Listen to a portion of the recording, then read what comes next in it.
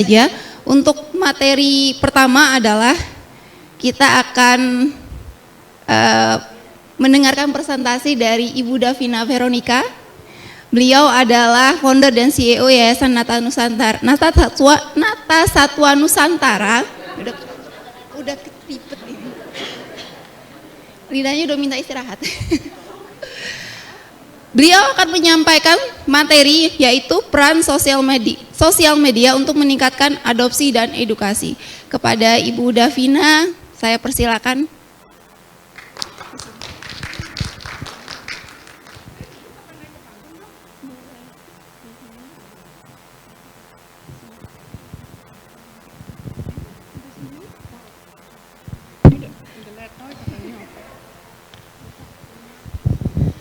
Halo semua, selamat sore. Kok sedikit ini pesertanya? Panggilan kepada teman-teman yang di luar mungkin? Ya, perkenalkan saya Davina Veronica, saya founder dan CEO dari Yayasan Nata Satwa Nusantara. Kali ini kami akan membawakan topik tentang bagaimana mengoptimalkan sosial media dalam adopsi dan edukasi. Ya, peran sosial media dalam kesejahteraan hewan. Beberapa fungsi dan peran sosial media untuk membantu organisasi dan individu sebagai berikut. Penyebaran informasi pastinya ya, peningkatan kesadaran, penggalangan dana online, partisipasi sesama komunitas, penyebaran informasi kehilangan dan adopsi. Dampak positif teknologi dan sosial media. Teknologi dan sosial media merupakan alat yang sangat powerful, sangat impactful ya, apalagi nowadays ya, semuanya on gadget, semuanya on social media, semuanya punya social media. Dan membuka akses berbagai macam cara komunikasi bagi semua penggunanya, menjadikan komunikasi kini tanpa batas dan mudah terkoneksi, sehingga dapat tercipta jaringan sosial dalam dunia maya. Nah ini nih, pernah nggak Anda melihat komentar netizen seperti ini? Bu, sudah Bu, balik ke Facebook aja. Balik ke Facebook aja sana.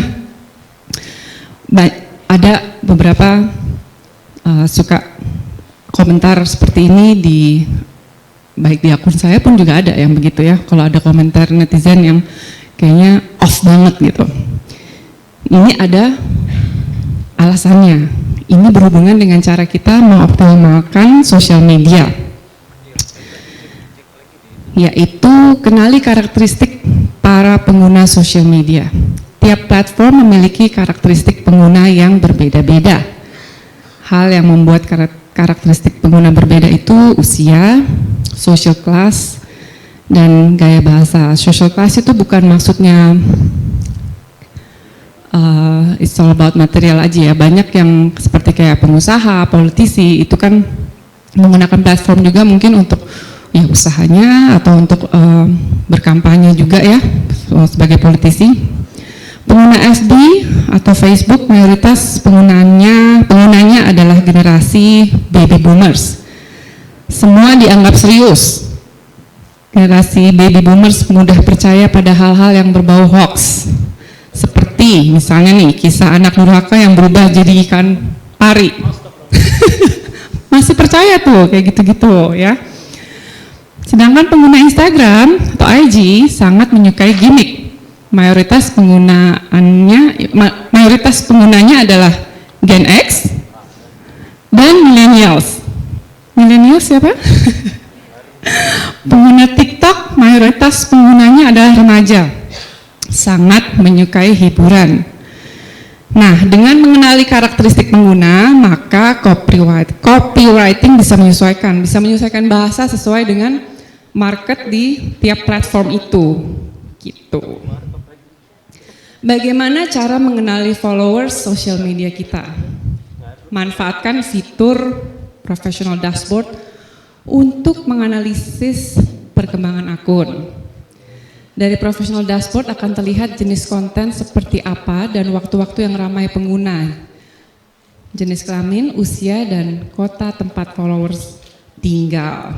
Nah, kita mesti jeli nih memperhatikan dashboard ini ya, sehingga kita bisa memainkannya di jam yang tepat dan ya tepat sasaran pastinya. Memanfaatkan sosial media untuk mendukung program organisasi penyelamatan hewan. Organisasi penyelamatan hewan sangat membutuhkan dukungan dalam penyebaran informasi, terutama dalam penyebaran edukasi, adopsi, dan penggalangan dana. Berikut ini adalah tips dari kami untuk mengoptimalkan konten tersebut. Pertama, maksimalkan dalam bentuk visual, baik berupa foto, video, atau animasi, karena generasi saat ini lebih menyukai visual. Penulisan caption to the point, agar pengikut langsung mau membaca sampai habis, karena ada survei nih, ada penelitian bahwa hanya 1% dari seluruh masyarakat Indonesia yang gemar membaca. Jadi kalau dari 1000 itu yang baca cuma berapa tuh? 10 yang gemar membaca ya, jadi lebih senang kayaknya visual. Anyways, selanjutnya gunakan bahasa yang mudah dipahami, jangan terlalu banyak istilah. Hindari memakai bahasa yang terlalu baku agar terlihat lebih friendly dan santai. Kolaborasi dengan influencer. Nah, makanya NSN atau Natasha Nusantara sering berkolaborasi dengan saya. Saya multifungsi nih. CEO iya, pendiri iya, kebetulan juga bintang iklan iya, bintang film iya. Jadi dipakai gratis ya. Ajak komunikasi dua arah. Buka kesempatan pengikut untuk bertanya dan berkomentar. Bisa seperti mengajukan polling atau tukar cerita. Posting di luar jam sibuk, seperti pada waktu makan siang atau setelah jam kerja, karena pada saat itu kondisi sedang rileks dan bisa menerima informasi dengan baik. Manfaatkan AI dalam mencari informasi yang menarik untuk dibagikan. Nah, ini kita ya. Nanti. Oke, selanjutnya tips untuk mengoptimalkan konten adopsi di sosial media. Berikan cerita dari awal di rescue, di rehab, dan siap untuk diadopsi. Video atau foto dengan resolusi besar akan sangat membantu. Berikan kisah yang menarik, beritahu mengenai karakter, keunikan hewan yang sedang dilepas untuk adopsi. Sampaikan alasan mengapa hewan ini pantas untuk diadopsi. Ini semua kami anjurkan agar calon adopter juga bisa memilih hewan sesuai dengan lifestyle ya. Misalnya orangnya aktif, memilihnya anjing misalnya golden retriever atau mungkin husky yang emang juga bisa diajak jalan-jalan, diajak olahraga gitu kan.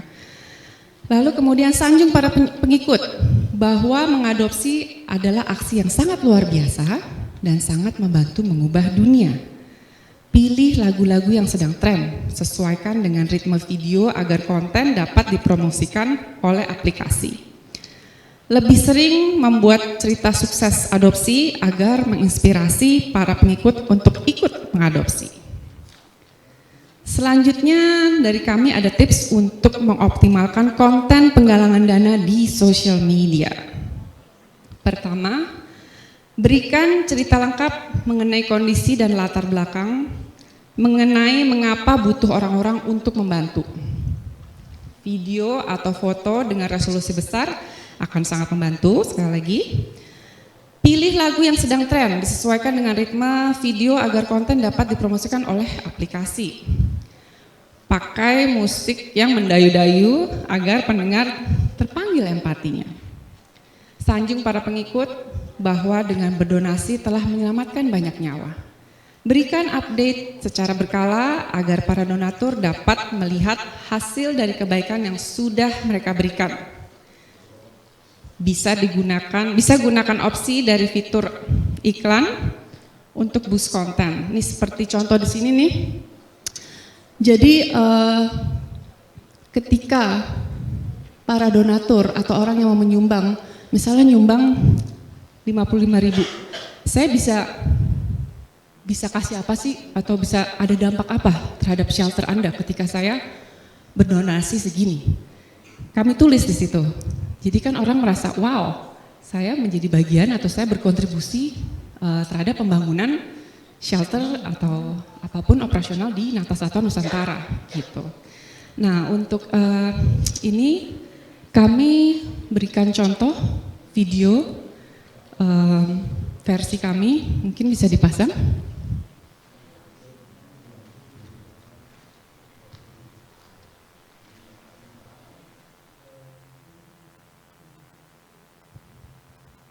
Videonya. Udah.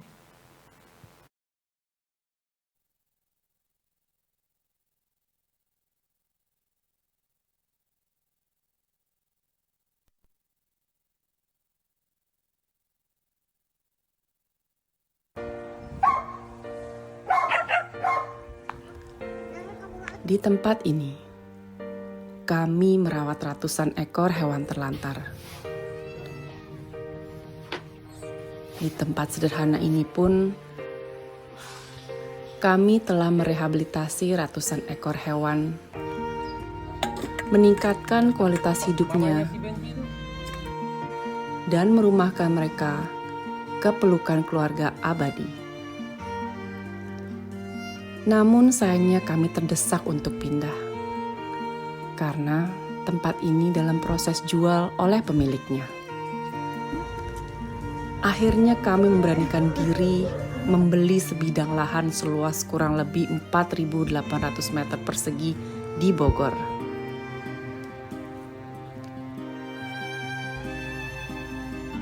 Sejak November 2022, kami telah melakukan pembangunan mulai dari olah tanah, pembangunan pagar keliling, dan bertahap sedikit demi sedikit membangun sarana pendukung. Tepat bulan ini telah 1 tahun berlalu. Pembangunan ini sangat bergantung pada dana yang dapat kami kumpulkan melalui beberapa program penggalangan dana. Perjalanan kami masih panjang. Kami masih harus membangun 5 bangunan lain. Yang terdekat saat ini adalah membangun rumah kucing dan rumah anjing. Ketika semuanya terbangun, maka kapasitas dalam membantu hewan terlantar bisa lebih luas lagi.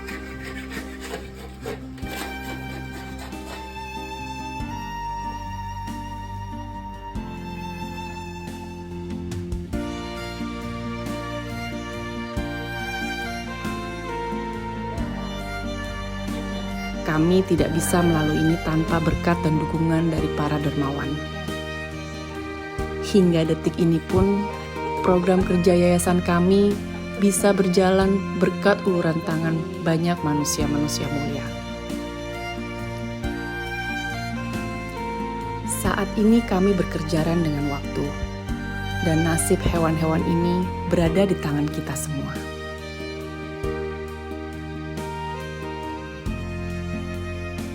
Maukah Anda terlibat dalam perjuangan ini?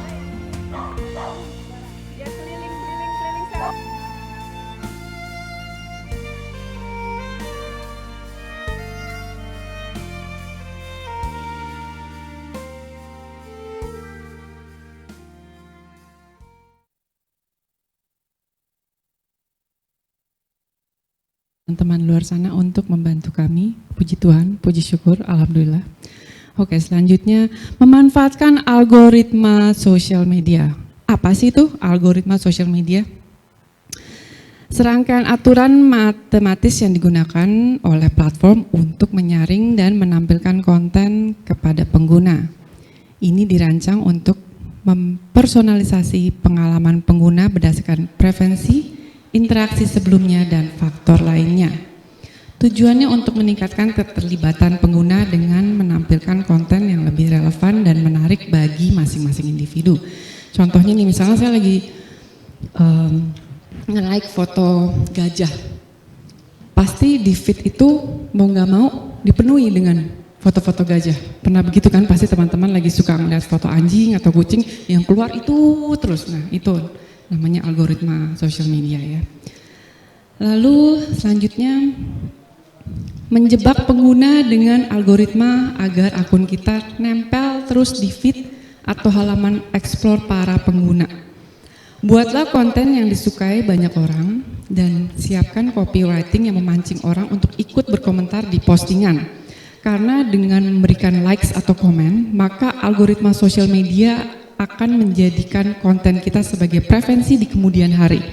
Semakin banyak likes dan komen, maka semakin besar konten kita untuk dipromot di halaman explore. Contoh konten di sebelah beda ini. Contoh konten ini dalam waktu 2 minggu mendapatkan like sebanyak 325.000, menambah followers baru sebanyak 5.000 orang lebih, dan dibagikan sebanyak lebih dari 5.500 kali. Jadi kontennya sebenarnya simpel ya tentang street feeding, tapi karena pakai lagu yang tren, musiknya mendayu-dayu dan copywriting mengenai hadiah untuk si kucing jadi viral. Saya sebenarnya juga kurang suka sama lagunya, tapi karena anak buah saya yang tersayang ini memakai lagu itu, karena lagi trending, kalau lagi trending, milih lagu trending juga pilih itu yang ada tanda panah. Disesuaikan aja, cari aja yang tanda panah, itu lagi trending, itu pasti masuk ke semua account. Nah ini contohnya, bisa dikasih lihat video konten ini, cuma sebentar kok. Videonya simple sih. Street feeding aja, tapi ternyata viral sekali, ya kakak Ica.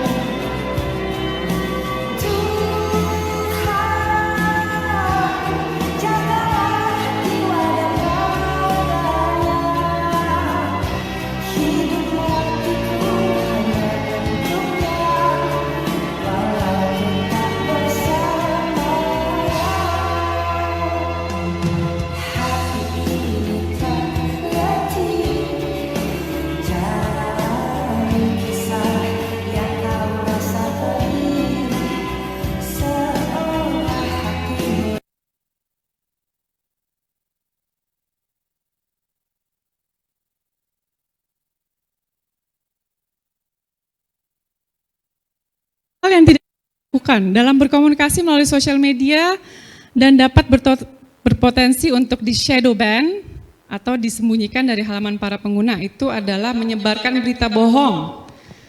Terkadang banyak pengguna yang ingin halaman sosialnya ramai dengan cara melebih-lebihkan berita atau memberikan berita palsu, itu nggak boleh ya. Mencaci maki dan berucap kata-kata kotor, itu no ya.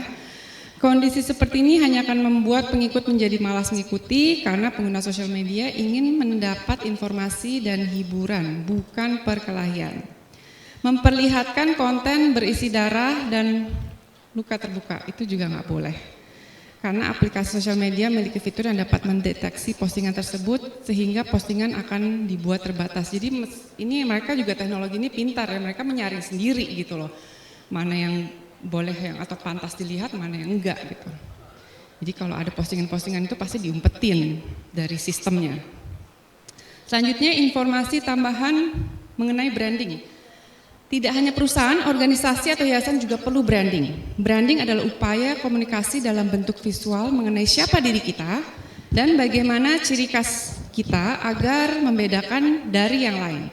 Branding dapat membantu pengikut sosial media mengenali kita karena sudah terekam mengenai ciri khas kita di dalam alam bawah sadar sehingga menjadi identitas. Seperti itu kalau diperhatikan ya di gambar kucing itu ada simbol tentang voice. Itu maksudnya voice of the voiceless. Itu menjadi salah satu identitas Natas atau Nusantara juga ya. Nah, bagaimana menciptakan branding? Selain logo, warna dan icon juga bisa menjadi identitas kita. Contoh gambar di sini ya. bentuk penciptaan branding tanpa ada tulisan Coca-Cola, orang-orang pasti bisa tahu kalau kaleng tersebut adalah kaleng Coca-Cola. Bagaimana siasat Nata Satwa untuk membentuk branding? Nah, kita mulai membiasakan tampil dengan logo tanpa nama, sehingga yang terekam di alam bawah sadar adalah warna dan bentuk Nata Satwa seperti apa.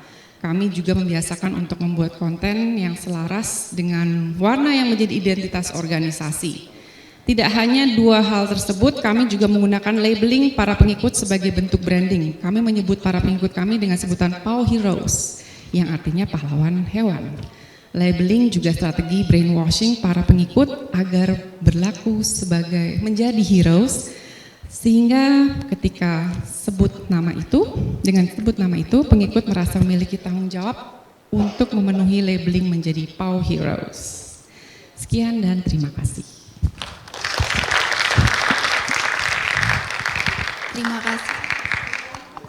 Terima kasih kepada Ibu Davina. Materinya sangat dekat dengan kita karena saya yakin di ruangan ini pasti semua punya sosial media ya, terutama Instagram. Seperti itu, dan bisa banget gitu digunakan, tadi nol tips-tipsnya yang kece abis ya, bisa banget digunakan untuk kita maksimalkan programnya kita masing-masing. Baik, kita lanjut ke materi berikutnya, yaitu